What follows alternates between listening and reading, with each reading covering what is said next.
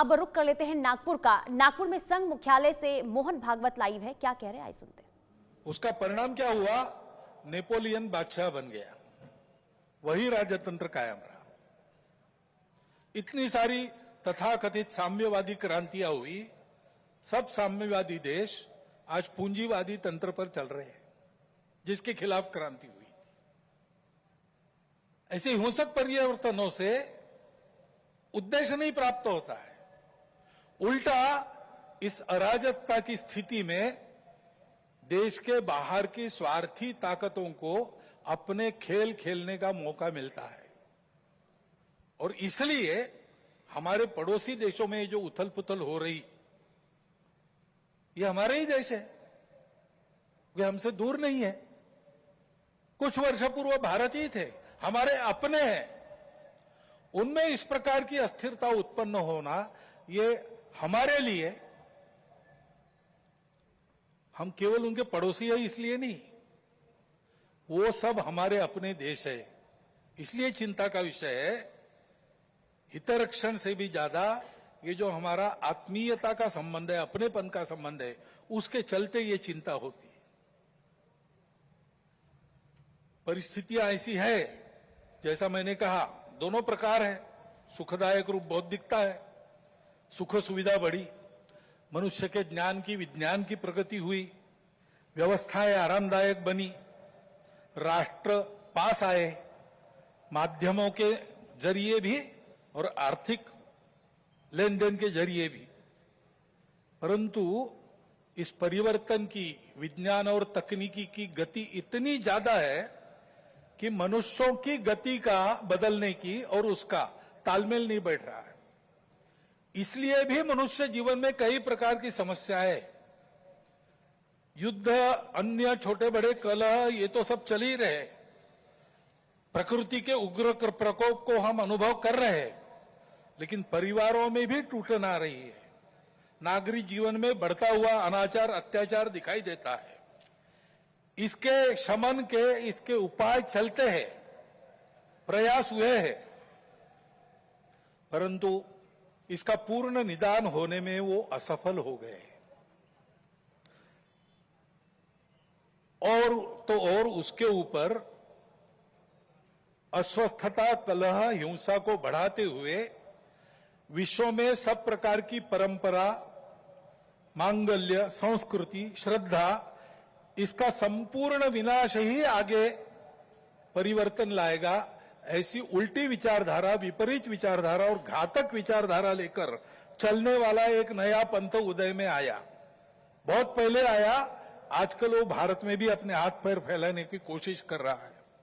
सभी देशों में उसके कारण जो समाज जीवन की अस्त व्यस्त अवस्था हुई है और एक तरह से अराजकता की ओर सारा समाज बढ़ रहा है, ऐसी संभावना दिखती है। उसका अनुभव सब देशों में हो रहा है और इसलिए इन सारी परिस्थितियों को लेकर विश्व जब पुनर्चिंतन करता है तो वो भारत की ओर अपेक्षा से देखता है। भारत इसका कोई उपाय निकाले, ऐसे विश्व में भी अपेक्षा है। और सौभाग्य से भारत में एक आशा की किरण ये दिखाई देती है कि नई पीढ़ी में देशभक्ति की भावना, अपने संस्कृति के प्रति आस्था और विश्वास का प्रमाण निरंतर बढ़ा है। संघ के स्वयंसेवकों सहित समाज के व्यक्ति और समाज की संस्थाएं अभावग्रस्त वर्गों की निस्वार्थ सेवा करने के लिए अधिकाधिक आगे आ रहे हैं।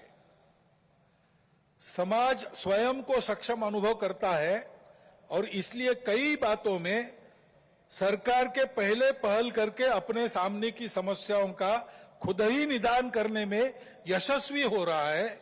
यह भी एक अच्छा लक्षण है और इसलिए ऐसे सब कार्यों में समाज का सहयोग संघ भी अनुभव करता है, अन्य ऐसे काम करने वाले संगठन और व्यक्ति भी अनुभव करते हैं।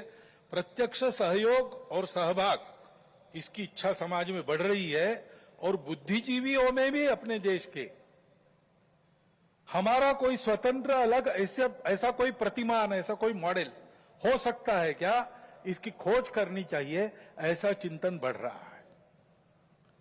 क्योंकि भारतीय चिंतन दृष्टि एक विशेष है।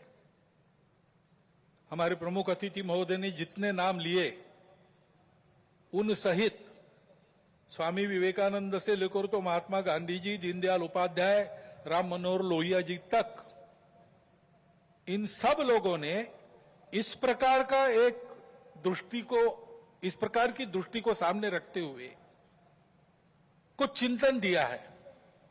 उसकी तफसील उसके अलग अलग होंगे, परंतु उसकी दिशा एक ही है।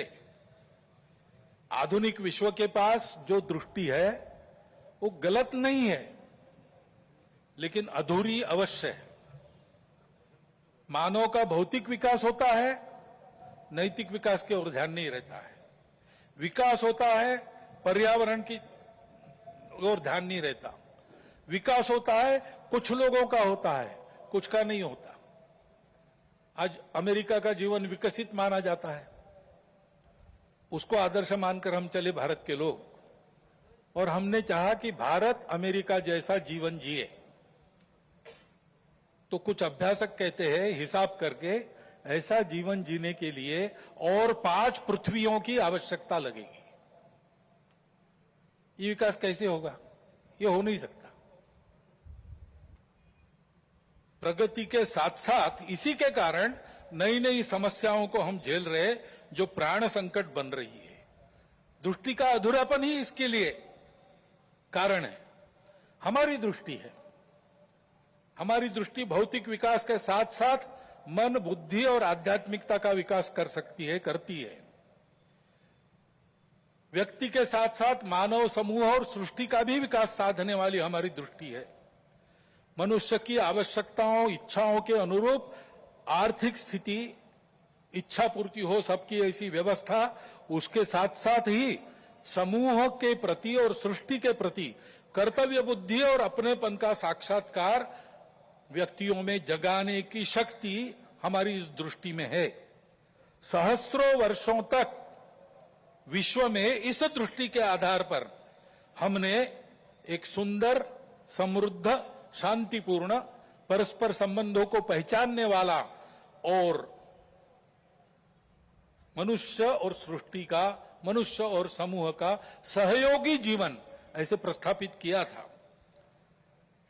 आज विश्व के आवश्यकताओं की पूर्ति करते हुए उनकी समस्याओं का निराश करने का शाश्वत निदान देने वाली एक नई रचना को विश्व आवश्यक मान रहा है, भारत से अपेक्षा कर रहे हैं, और नियति शायद यही कार्य हम भारतवासियों से चाहती है कि हम अपने उदाहरण से विश्व को एक नया ऐसा रास्ता दें।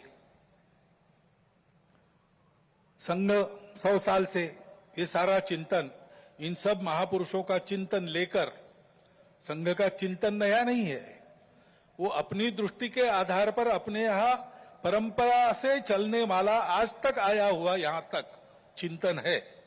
उस चिंतन को लेकर संघ 100 साल से काम कर रहा है। समाज जीवन के विभिन्न आयामों में, संगठनों में, संस्थाओं में, स्थानीय स्तर पर भी, व्यक्तिगत पहल से भी स्वयंसेवक सक्रिय है। समाज जीवन में सक्रिय ऐसे अनेक सज्जनों के साथ भी सहयोग और संवाद स्वयंसेवकों का चलते रहता है। इन सब का जो संकलित अनुभव है, उसके आधार पर संघ का कुछ चिंतन है। वो चिंतन आज के कार्यक्रम में आपके सामने रखना, ये मेरे भाषण का प्रमुख उद्देश्य है। पहली बात है कि विश्व की व्यवस्था में परिवर्तन तो आवश्यक है, विनाश टालना है तो अनिवार्य है, परंतु हम एक विपरीत व्यवस्था में इतने आगे बढ़ गए, सारी दुनिया आगे चली गई, हम भी आगे चले गए। अब एकदम अगर पीछे मुड़ेंगे तो गाड़ी उलट जाएगी।